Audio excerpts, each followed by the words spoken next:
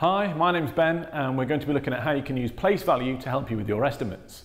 Imagine that you had a jar of sweets and that you asked the children in your class or your group to estimate how many sweets there were in the jar. You would have probably a large range of estimates. So using place value will really help. This is the place value chart.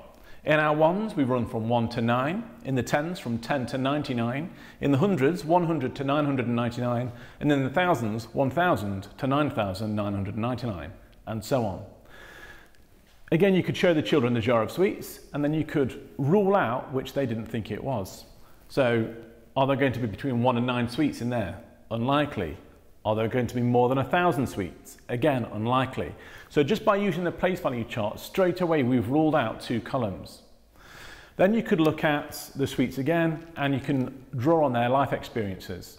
You can look at it and think, well, what would 10 sweets look like? Or what would 20 sweets look like? Or maybe if you pulled some out, what would half the sweets look like? And if I said to you, there are 400 children in the school, would each child be able to have a jelly bean? If the answer is yes, then that would be a good estimate.